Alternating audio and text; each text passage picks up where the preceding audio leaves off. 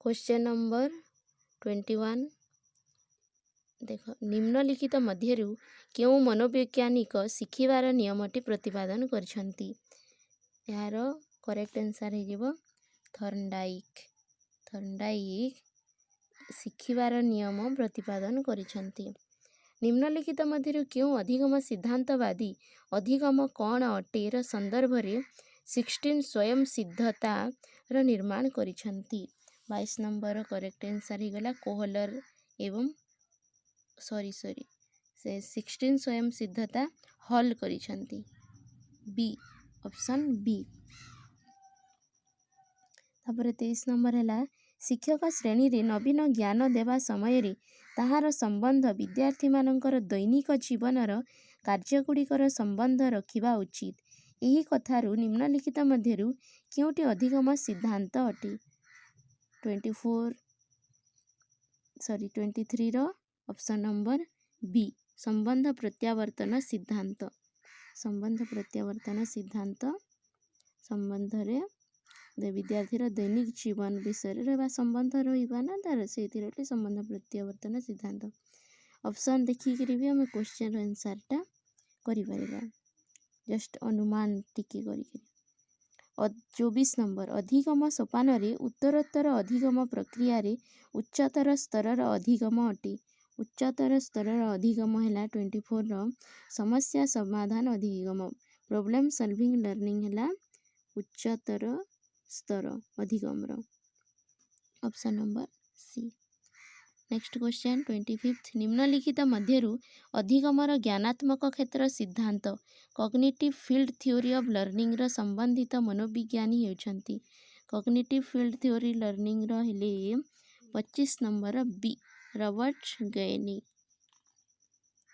निम्नलिखित मध्यरु केउ अनुबंध सिद्धांत रे अभिसंधि मोटिवेटर प्राणी द्वारा करा जाउथवा प्रतिक्रिया परे दिया जाई थाए। 26 रो आंसर हैला सी क्रिया प्रसूत सिद्धांत ऑपरेंट कंडीशनिंग थ्योरी। गोटिए विद्यार्थीर खराब अभ्यास छड़ाइबा को हेबो यह संबंध रे निम्नलिखित मध्यरु केउ अधिगम सिद्धांतर प्रयोग करिबा श्रेयस्कर हेबो। कोटा करिबार हेबो 27 रो बी पावलोव का सिद्धांत। अधिगम संबंध रे दृढ़ीकरण रीइन्फोर्समेंट रो अभिप्राय हेउछि 28 रो बी उद्दीपक अनुक्रिया सह अनुबंधनर अधिक मजबूत करिबा option number B. Question number 29 रे श्रृंखला अधिगमर प्रत्यय निम्नलिखित मध्यरु केउ अधिगम सिद्धांत सह संबंधित अटे। 29 रो ए क्रिया प्रसूत अधिगम सिद्धांत करेक्ट आंसर ए। 30 नंबर निम्नलिखित मध्यरु केउ मनोवैज्ञानिक शिखिबा विषय देइथिबा विभिन्न सिद्धांत को क्रमिक रूपे सजाई निज सिद्धांत प्रस्तुत करिछंती। के करिछंती 30 नंबर रो आंसर हैला डी रॉबर्ट गैनी। 31 शाब्दिक अधिगम संबंध रे निम्नलिखित मध्यरु केउटीर पूर्व आवश्यकता रहिछि। शाब्दिक अधिगम संबंध रे निम्नलिखित मध्यरु केउटीर पूर्व आवश्यकता रहिछि। 31 रो आंसर हैला ए संकेत अधिगम उद्दीपक प्रतिक्रिया अधिगम श्रृंखला अधिगम। 32 गोटे पिला को एक वस्तु देखाई तार नाम कंढेई बोली कहा जाए परे सही पिला को सही वस्तु देखाइबा मात्रे से कंढेई बोली कहे यह निम्नलिखित मध्यरु केउटीर उदाहरण। एटा कौन हो श्रृंखला अधिगम संकेत अधिगम विभेद अधिगम शाब्दिक साहचर्य अधिगम। शब्द ही ये कंढेई बोली ताहाको देखाउछि से शब्द जानी पारछि शाब्दिक साहचर्य अधिगम option number C. Next question 33 पियाजे निज अधिगम सिद्धांत अंतर्गत अधिगम को 4 स्तर रे विभक्त करिसंती। निम्नलिखित मध्यरु तृतीय स्तरटी केउटी।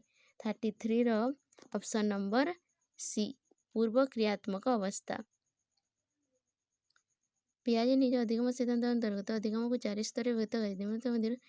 तृतीय स्तरटी कोटी बोली करी कहिछि सी केना करिबा प्री ऑपरेशनल स्टेज तो एटा हबनी 33 ए हेब मूर्त क्रियात्मक अवस्था कंक्रीट ऑपरेशनल स्टेज फास्ट है सेंसरी मोटर स्टेज सेकेंड है प्री ऑपरेशनल स्टेज थर्ड है कंक्रीट ऑपरेशनल स्टेज फोर्थ है फॉर्मल ऑपरेशनल स्टेज 34 अधिगमर क्यों अवस्था चिंतन अमूर्त अपेक्षा स्थूल होता है 34 डी उपरोक्त मध्य क्योंटी नुहे ये जो तीन टा देछि सेंसरी प्री ऑपरेशनल देछि आ गोटे ऑपरेशनल स्टेज देछि तो यही भितर कौनसीटा नुहे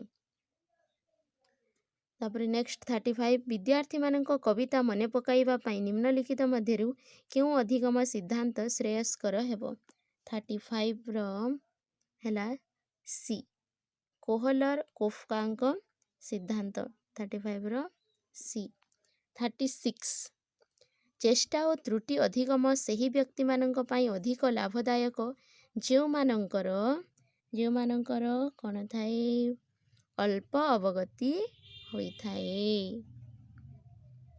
नेक्स्ट क्वेश्चन 37 बहुचयन पदर संबंध रे दिया जाइथिबा केतेक विकल्प मध्यरु ठीक विकल्प चयन करा जाय यह निम्नलिखित मध्यरु क्यों प्रकारर अधिगम संबंधित होई थाए 37 रो आंसर कौन हो सी विभेदीय अधिगम 38 अधिगमर संबंध रे निम्नलिखित मध्यरु क्यों मनोवैज्ञानिक स्कीमा पदर व्यवहार करिसंती स्कीमा किए करिथिले 38 रो डी जीन पियाजे सिंपांजी उपरे किए प्रयोग करी अधिगम सिद्धांत विकसित करथिले 39 रो सी कोहलर करथिले 40 अधिगमर संबंध रे निम्नलिखित मध्यरु किए समस्या समाधान अधिगमर विचार कर रखुथिले 40 नंबर रो आंसर हे जिवो D Hull sorry D Robert Gagne 40 रो आंसर है डी रॉबर्ट गेनी अस्तु।